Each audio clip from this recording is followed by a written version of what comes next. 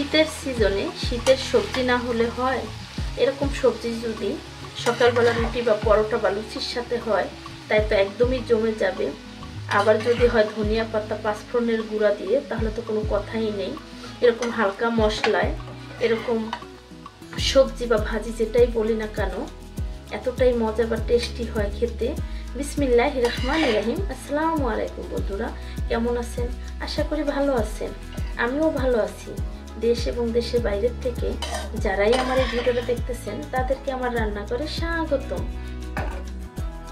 আজকে দেখাবো আমি সিম আলু মূলা দিয়ে, ফুলকপি দিয়ে, গাজর দিয়ে ভাজি বা সবজি যেটাই বলি না কেন, পরোটার সাথে রুটির সাথে যেন পারফেক্ট ভাবে যায় সেরকম একটাই রেসিপি নিয়ে আমি চলে এসেছি আপনাদের মাঝে। আমার রেসিপিটা যদি ভালো লেগে থাকে অবশ্যই একটা লাইক দিয়ে ভিডিওটা দেখা শুরু করবেন এবং কমেন্টে জানাবেন কেমন হয়েছে আজকে আমার ভাজি সবজি রেসিপিটা।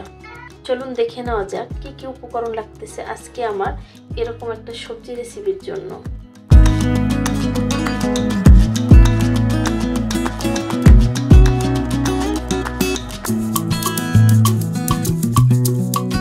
প্রিয় বন্ধুরা, আজকে ভাজির জন্য আমি এখানে গাজর, আলু, মূলা, সিম, ফুলকপি নিয়েছি কেটে। এখানে যেহেতু আমি সিম্পলভাবে ভাজিটা বানাবো, রসুন, কাঁচামরিচ অল্প করে, একদম সামান্য হলুদের গুঁড়া, লবণ আর পেঁয়াজ। আমি প্যানটা আগে থেকে সরিষার তেল দিয়ে বসিয়ে রেখেছি। এই পর্যায়ে পেঁয়াজ আর রসুন কুচি দিয়ে দেব। আগে রসুনটা দেব। এই পর্যায়ে রসুনটা দিয়ে দিয়েছি, এখন পেঁয়াজটা দিয়ে দিলাম। হয়ে গেছে পেঁয়াজটা। এই পর্যায়ে আমি ভাজিটা দিয়ে দিচ্ছি।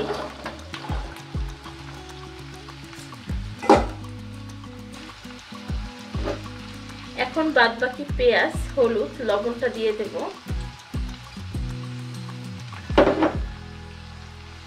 খুব সুন্দর করে নেড়ে মিলিয়ে নিলাম। অফ ক্যামেরায় আরো কিছু পেঁয়াজ দিয়ে দিয়েছি, কারণ পেঁয়াজটা আমার কাছে কম মনে হয়েছিল আর একটু দরকার ছিল, তাই আমি আরো দুইটা পেঁয়াজ কেটে দিয়ে দিয়েছি।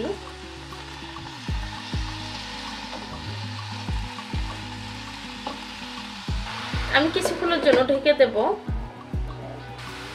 এখন নেড়ে নেব।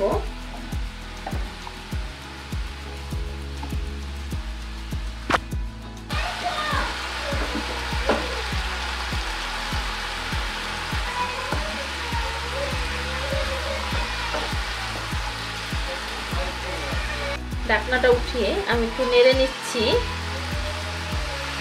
এই পর্যায়ে ভাজিটা দেখে নেব আবার।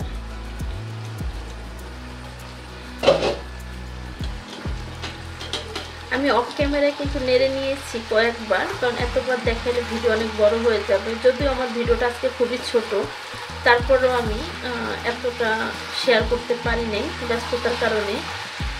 এই ভাজিটা যে কোনো কিছুর সাথে খুবই ভালো লাগবে খেতে। আমার ভাজিটা কিন্তু একদমই হয়ে গেছে। সিমটা কিন্তু আস্তে আস্তে দিয়েছি, তারপর কিন্তু একদম গলে গেছে, সব কিছুই গলে গেছে একদম। প্রিয় বন্ধুরা, আমার রেসিপিটা যদি ভালো লেগে থাকে অবশ্যই লাইক, কমেন্ট, শেয়ার করবেন, সাবস্ক্রাইব করে দিয়ে আমার পাশে থাকবেন। যে সমস্ত বন্ধুরা ফেসবুক থেকে দেখতেছেন তারা ফলো দিয়ে রাখবেন। এই পর্যায়ে দিয়ে দেব ধনিয়া পাতা।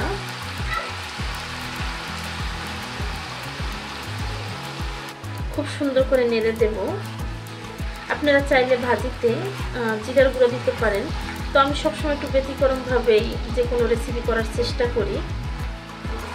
এখন এই পর্যায়ে দিয়ে দেব পাঁচফোড়নের গুঁড়া। আস্ত পাঁচফোড়নটাও দিতে পারেন চাইলে, আমি দেইনি, আমার বাচ্চা তাহলে মুখে লাগলে সে খাবারটা খেতে চাবে না, তো যার জন্য আমি গুঁড়াটা ব্যবহার করব। দিয়ে দিলাম 1.5 চা চামচের মতনই পাঁচফোড়নের গুঁড়া। খুবই সুন্দর একটা স্মেল আসবে। পাঁচফোড়ন কিন্তু এটা রোস্ট করে তারপর আমি গুঁড়া করেছি। এটার সাথে জিরার গুঁড়াও আছে, মিষ্টি জিরাটা বেশি দেওয়া আছে।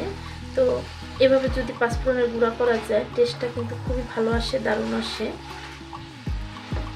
তো প্রিয় বন্ধুরা, আজকের রেসিপি আমার এই পর্যন্তই। দেখা হবে নতুন কোনো রেসিপি নিয়ে।